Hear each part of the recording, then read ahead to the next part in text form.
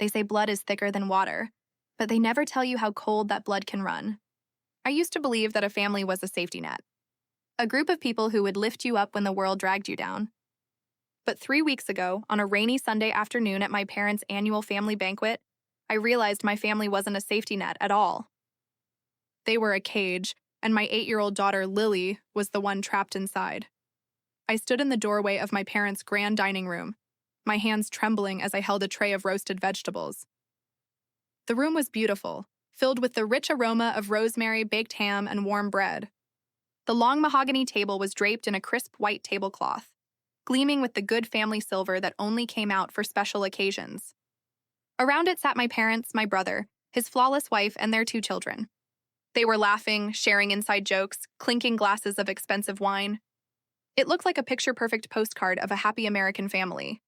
But there was one glaring, agonizing empty space at that table. My daughter Lily wasn't there. "Mom?" I called out, my voice cracking slightly under the weight of the sudden tightness in my chest. "Where should Lily sit?" I noticed there isn't a placement card for her next to me. The laughter at the table died down instantly, replaced by a suffocating, heavy silence. My mother, Eleanor, wiped her mouth elegantly with a cloth napkin. She didn't look at me with warmth. She looked at me with the practiced, chilling indifference she usually reserved for salespeople or stray animals. "Oh, Sarah," my mother said, her voice smooth and entirely devoid of guilt. "We thought it would be best if Lily ate in the kitchen today.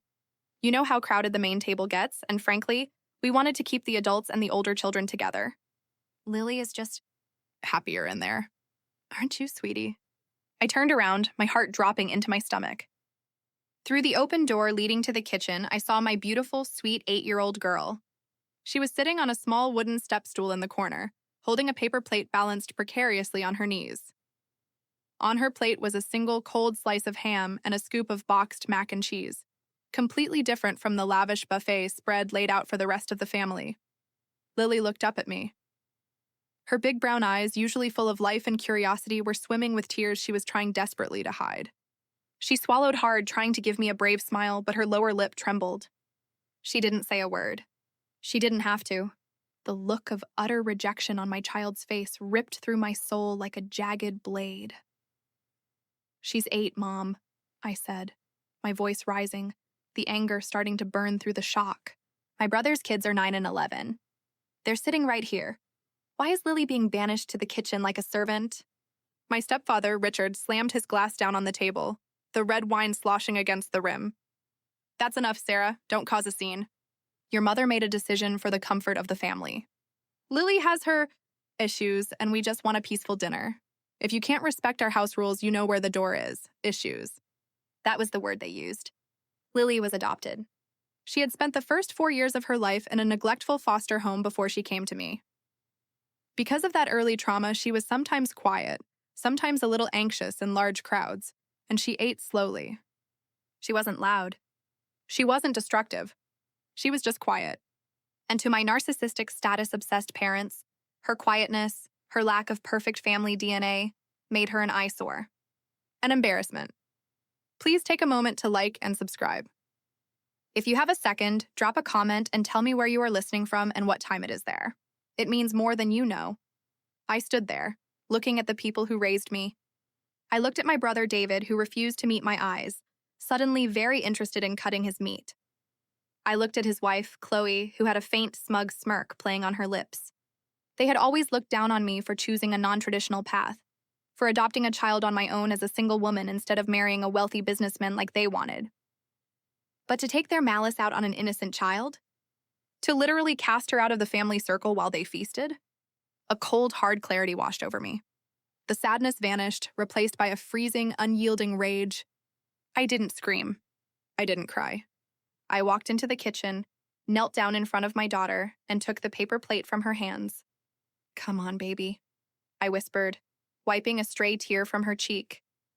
"We're leaving. Did I do something wrong, Mommy?" Lily whispered, her voice so small it nearly broke me right then and there. "Am I bad?" "No, my love," I said, looking back at the dining room where the clinking of silverware had already resumed, as if we had never existed. "You are perfect. They are the ones who are broken. And I promise you, they will never, ever do this to you again.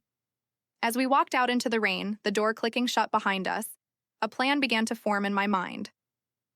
A plan that wouldn't just expose their cruelty to me, but would show the entire world exactly who Eleanor and Richard Vance really were. They loved their high society reputation more than anything on earth.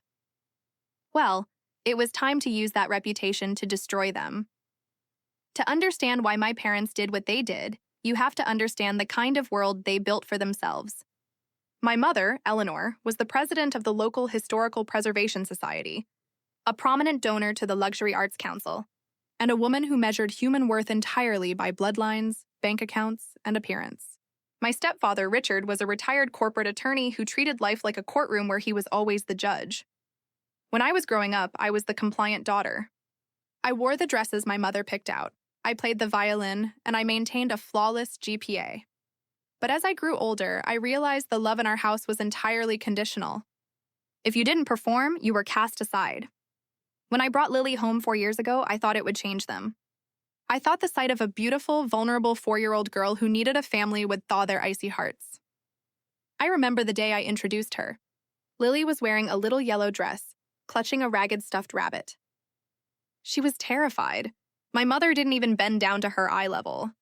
She merely looked at her through her designer glasses and said, "Well, she's rather small, isn't she? I hope she doesn't bring any behavioral baggage into this family, Sarah. We have a standard to maintain." From that day on, the subtle exclusion began. At Christmas, my brother's children received expensive laptops and designer clothes. Lily received a single, cheap coloring book from the dollar store. When family photos were taken, the photographer was always instructed to focus on David's children, leaving Lily on the absolute edge of the frame, easily croppable. I fought it for years. I argued, I begged, I made excuses for them to Lily, telling her that Grandma and Grandpa were just old-fashioned. But the incident at the banquet changed everything. It wasn't just subtle exclusion anymore. It was active cruelty. They had publicly humiliated my child, treating her like an outcast in front of the entire extended family. The days following the banquet were a blur of anger and planning. I couldn't sleep. Every time I closed my eyes, I saw Lily sitting on that wooden step stool in the dark kitchen corner, eating her cold ham off a paper plate while the sound of her cousin's laughter echoed from the dining room. I knew that a simple confrontation wouldn't work. If I called my mother and screamed at her, she would simply play the victim. She would tell her high society friends that I was emotionally unstable, ungrateful, and that she was only trying to accommodate Lily's special needs. They would spin the narrative, and I would look like the villain. No. If I wanted to protect Lily, I had to take away their power completely. And their power lay entirely in their public image. The opportunity presented itself sooner than I expected. 2 weeks after the banquet disaster, I received an email from my mother. It was written in her typical formal, detached style. "Dear Sarah," it read, "Next Sunday is the annual Founders' Day charity brunch at our estate. As you know, the local mayor, the city council, and the entire board of the Preservation Society will be in attendance. This is a very important event for Richard's legacy. We expect you to be there to assist with the catering setup.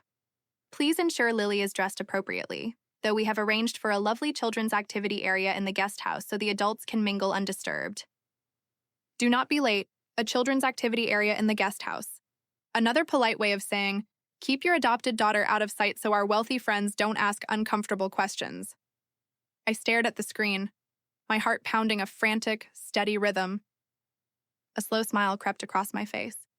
They wanted me to help with the catering setup? They wanted me to manage the grand buffet table in the main dining room? Perfect, I whispered to the empty room. Absolutely perfect. I called my best friend, Maya, who worked as a freelance tech consultant and security specialist. "Maya," I said, my voice dropping to a serious whisper, "I need a favor. I need the smallest, highest definition, most undetectable hidden camera you can find. And I need it by Friday." Maya didn't ask questions. She knew what my family had done to Lily, and she loathed them just as much as I did. 2 days later, she dropped off a small black box at my house. Inside was a camera no larger than a coat button. It was a state-of-the-art high-definition lens hidden inside the base of a decorative, faux silver flower vase. "This streams live to a secure cloud server," Maya explained, showing me the app on my phone. The audio capture is directional and incredibly crisp. You could hear a pin drop from 15 feet away. It's completely self-contained. No wires, no flashing lights. To anyone else, it just looks like a high-end centerpiece. Will it survive being placed right on a buffet table? I asked. It's waterproof, heat-resistant, and entirely covert. Maya smiled, a dangerous glint in her eye.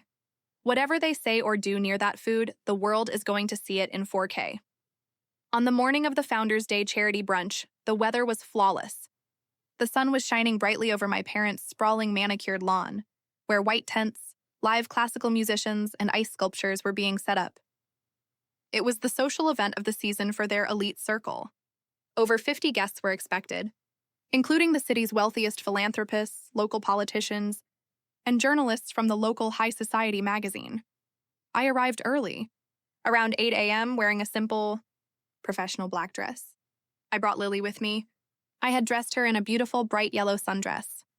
She looked like a little angel, but she was clinging tightly to my hand, her eyes darting nervously around the estate. My mother met us at the back entrance. She looked over Lily with a critical eye, frowning slightly at the bright color of her dress. "Sarah, I told you to dress her in neutrals," Eleanor snapped under her breath. "Yellow is so loud. Anyway, take her straight to the guest house. The nanny we hired for the day is already there with David's children. Once she's settled, come immediately to the dining room. The caterers are arriving and the buffet table needs to be styled." "Of course, Mom," I said, keeping my voice entirely passive, playing the role of the submissive, apologetic daughter perfectly. "I'll take care of it." I walked Lily to the guest house. As expected, it wasn't a lovely activity area. It was a cold, sparsely furnished room at the back of the property, far away from where the guests would be gathering. My brother's children were there, playing on their iPads. When Lily walked in, they didn't even look up. The hired nanny was sitting on the couch, scrolling through her phone. I knelt down in front of Lily, kissing her forehead. "Hey, sweetie, Mommy has to go help with the food. I want you to stay here in color, okay? If anyone makes you feel bad or tells you to leave, you call me on this." I slipped my old smartphone into her little purse. It was set up so she could call me with a single tap. "Okay, Mommy," Lily whispered. "I'll be good." "You are always good," I said, my chest tightening. "Just hold on a little longer, baby," I thought. Today, it all ends. I hurried back to the main house and entered the grand dining room. The room was breathtaking. A massive 20-foot buffet table stretched across the center of the room, loaded with silver chafing dishes, tiers of fresh pastries, smoked salmon platters, and towering ice buckets filled with champagne. The caterers were buzzing around, frantic and stressed. My mother was standing at the head of the table, micromanaging a young server who was trying to arrange the linen napkins. No. The monogram must face outward. Honestly, is it that difficult to understand basic presentation? Mom, let me handle the centerpiece arrangements. I intervened smoothly, stepping between her and the trembling server. "You need to go greet the mayor." His car just pulled up the driveway. Eleanor's eyes lit up at the mention of the mayor. "Oh, yes, of course. Ensure the buffet looks immaculate, Sarah. This event reflects on all of us." The moment she spun on her heel and hurried out of the room, I went to work. I pulled the decorative faux silver vase out of my tote bag. It blended seamlessly with the expensive crystal and silver decor already on the table. I placed it perfectly at the center of the buffet, right between the main carving station and the champagne fountain, the exact spot where everyone would have to stand to get their food. I pulled out my phone, opened the app, and checked the feed. The camera angle was flawless. It captured the entire length of the buffet table, the entrance to the dining room, and the audio was crystal clear. I could hear the faint sound of the classical string quartet playing outside on the lawn. The trap was set. Now, all I had to do was wait for my family to show their true colors. By noon, the charity brunch was in full swing. The house and lawns were packed with wealthy guests in linen suits and designer floral dresses. The sound of clinking glasses, superficial laughter, and polite networking filled the air.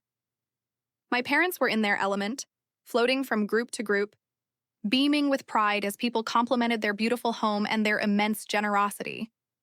I remained in the background, acting as the dutiful hostess, refilling wine glasses and ensuring the catering staff kept the platters full. Every few minutes, I would check the live feed on my phone.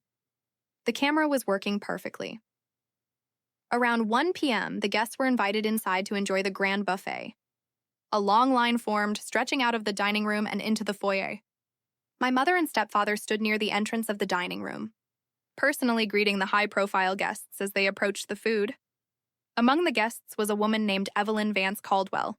No relation, just a coincidence of old money names, the undisputed matriarch of the local high society. Evelyn was a sharp-tongued, fiercely traditional woman whose family essentially funded the city's largest charities.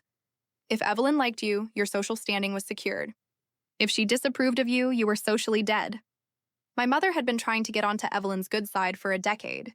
As Evelyn approached the buffet table, right in front of my hidden camera vase, she stopped to talk to Eleanor and Richard.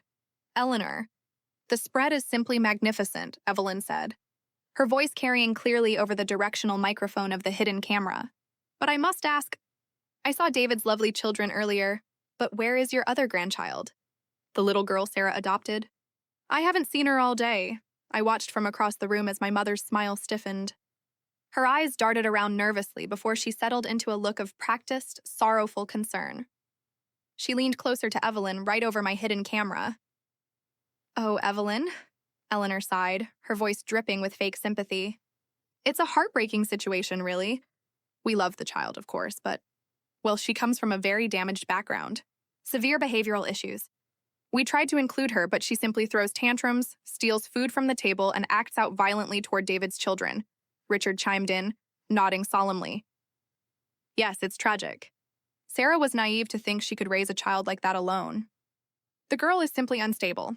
We had to place her in the guest house today with a handler for the safety of our guests. It's a shame, but blood will tell, won't it? You can take the girl out of the trailer park, but you can't take the trailer park out of the girl." Evelyn gasped softly, pressing a hand to her chest. "Oh my goodness. How dreadful for you all to have to deal with that. You are saints for putting up with it." "We do what we must for family," Eleanor said, wiping a non-existent tear from her eye. "But frankly, she's just an embarrassment to our family name. We try to keep her out of sight. It's better for everyone." Across the room, staring at my phone screen, my blood ran boiling hot. They weren't just excluding Lily anymore. They were actively slandering an innocent 8-year-old child to the most influential people in the city. They were destroying her reputation before she was even old enough to understand what a reputation was, all to protect their own fragile egos and excuse their own abusive behavior. But they weren't done. A few minutes later, the line cleared out slightly, leaving only my mother, my stepfather, my brother David, and his wife Chloe standing near the buffet table, loading their plates. "Did you see the dress Sarah put that child in?" Chloe sneered, laughing quietly as she picked up a piece of smoked salmon. "Bright yellow. She looked like a cheap neon sign. Sarah has absolutely no taste, and that kid looks like a street urchin. I told the nanny not to let her out under any circumstances," David added, chewing thoughtfully. "If she wanders out here and ruins the mayor's speech, I'll personally throw her and Sarah out of this house." "Don't worry," Richard said coldly, adjusting his silk tie. "After today, I'm cutting Sarah's access to the family trust entirely. If she wants to harbor that little charity case, she can do it on her own dime. We are wiping our hands clean of both of them. They don't belong at our table, and they never will." "Agreed," Eleanor said, her face hardening into a mask of pure malice. "She's not our blood. She's nothing to us, every single word. Every cruel laugh. Every disgusting, slanderous lie. It was all captured in flawless 4K video and high-fidelity audio." I looked down at the app. The recording was saved. It was backed up to 3 separate cloud servers. I looked up at my family, who were now smiling and laughing, completely oblivious to the fact that they had just handed me the weapon that would execute their public downfall. The setup was complete. The conflict had reached its peak. Now it was time for the revenge. I didn't confront them at the party. I didn't make a scene. I waited until the brunch concluded around 4 p.m. I calmly collected Lily from the guest house. She was quietly drawing a picture of a house with a massive fence around it. My heart broke again, but I held it together. I packed up my things, retrieved my hidden camera vase from the buffet table while the caterers were cleaning up, and left without saying goodbye to anyone. When I got home, I put Lily to bed early, kissing her cheeks and telling her how much I loved her. Once she was fast asleep, I went into my home office and called Maya. "Did you get it?" Maya asked immediately. "I got everything," I said, my voice dead calm. They said things worse than I could have ever imagined. They slandered an 8-year-old child to the city's elite. They called her unstable, a charity case, and a street urchin. They explicitly stated they hide her away because she's an embarrassment. "What do you want to do with the footage, Sarah?" Maya asked, her voice tense with anticipation. "We can blast it online, but we need to do it right." "We're going to do it beautifully," I replied. Over the next 3 days, Maya and I worked tirelessly. We took the raw footage from the buffet camera and edited it into a highly professional, cinematic 7-minute video. We started the video with a stark, black screen and simple white text. Inside the private lives of high society, the true faces of Eleanor and Richard Vance. Then, the video cut to a split screen. On the left side, we placed home videos of Lily. Videos of her gently helping me plant flowers in the garden. Videos of her reading books to shelter animals. Videos of her crying quietly on that step stool in the kitchen during the family banquet. It showed the world exactly who Lily really was, a sweet, traumatized, incredibly gentle little girl. On the right side of the screen, we played the high-definition footage from the buffet camera. We included the exact clip of my mother and stepfather telling Evelyn, Caldwell, that Lily was violently unstable, a trailer park product, and an embarrassment. We included the audio of my brother and his wife laughing at her appearance and calling her a street urchin. We included my stepfather's declaration that she would never belong at their table. The contrast was devastating. It was an undeniable, unvarnished portrait of absolute psychological abuse and staggering cruelty by wealthy, powerful adults against a defenseless child. Once the video was finalized, I didn't just upload it to a random YouTube channel. I knew how to maximize the damage. First, I created a burner email and sent the video file directly to the personal inboxes of every single board member of the Historical Preservation Society, the Luxury Arts Council, and the City Council. Second, I sent it to the chief editor of the city's High Society magazine, the very magazine that was currently preparing a feature article on my stepfather's philanthropic legacy. Finally, I uploaded the video to a dedicated YouTube channel titled The Truth About the Vances and posted the link on the public Facebook and Instagram pages of everyone, charity and organization my parents were associated with, using highly searched local community hashtags. I didn't add any commentary. I didn't write an angry caption. I just let their own words do the talking. I hit publish on Wednesday evening at exactly 7 p.m., prime internet browsing hours. Then I shut down my laptop, turned off my phone, and went to make hot chocolate for my daughter. When I woke up on Thursday morning, the world had changed. I turned on my phone, and it immediately froze for a full 2 minutes under the sheer volume of notifications, text messages, and missed calls. When the device finally stabilized, I saw that I had 74 missed calls from my mother, 43 from my stepfather, and over 100 frantic text messages from my brother David. I ignored all of them and opened YouTube. The video had gone completely viral within the local community and was rapidly spreading nationally. It had amassed over 500,000 views in less than 12 hours. The comment section was a battlefield of absolute outrage. Thousands of people were condemning my parents, calling them monsters in designer clothes, disgusting elitists, and child abusers. But the real damage was happening in the real world. At 9 a.m., Maya sent me a screenshot from the official website of the Historical Preservation Society. My mother's name and photograph had been completely wiped from the leadership board. A public statement had been issued. The society holds itself to the highest standards of integrity, compassion, and community respect. In light of recent deeply disturbing footage involving former board president Eleanor Vance, we have terminated her position effective immediately. We stand firmly against any form of child discrimination or psychological mistreatment.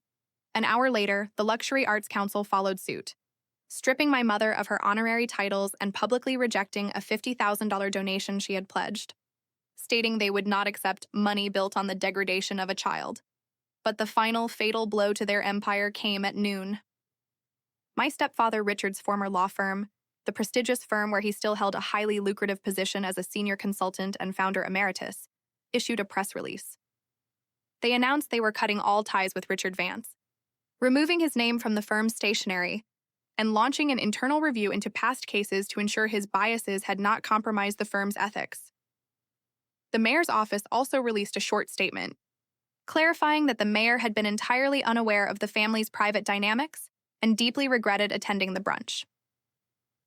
My family's entire life, the social standing they had spent 40 years building, the reputation they valued more than life itself, the elite circles they used to exclude and demean others, had been utterly vaporized in less than 24 hours. They were pariahs.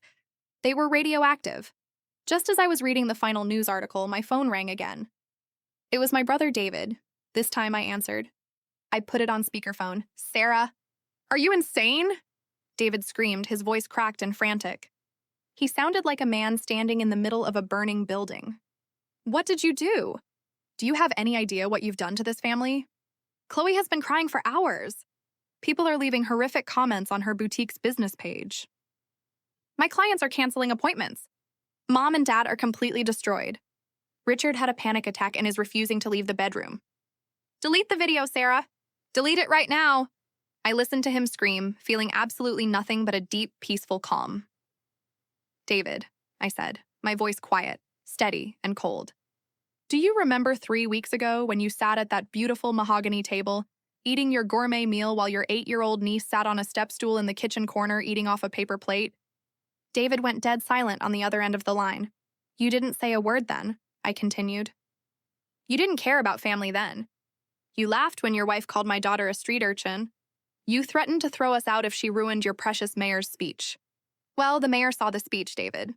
He saw yours too." "Sarah, please," David whimpered, the anger completely draining out of him, replaced by desperate terror. "We're your family. We can fix this. We can talk about it." "No, David, you are not my family," I said. "My family is my daughter, and you will never, ever be allowed at her table again." I hung up the phone. I blocked his number. I blocked my mother's number. I blocked my stepfather's number. I blocked all of them. They were dead to me. 2 weeks have passed since the video went live. The initial storm has settled into a permanent, chilling reality for my parents.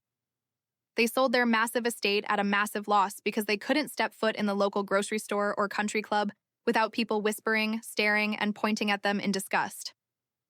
They have reportedly moved to a different state, isolated, friendless, and utterly disgraced. Their names are forever Google searched alongside terms like cruelty, scandal, and exposure. They wanted to keep Lily out of sight. Instead, they made their own names invisible in the city they once thought they owned. Yesterday was Lily's 8th birthday party. We didn't throw a massive, superficial gala with ice sculptures and politicians. We held it in our backyard. I bought a large, round wooden table, a table where there are no corners, no ends, and no hierarchies. Everyone sits together. Maya was there. My close friends were there. Neighbors who had seen the video and sent us beautiful letters of support were there. The backyard was filled with the sound of real laughter, genuine love, and warmth.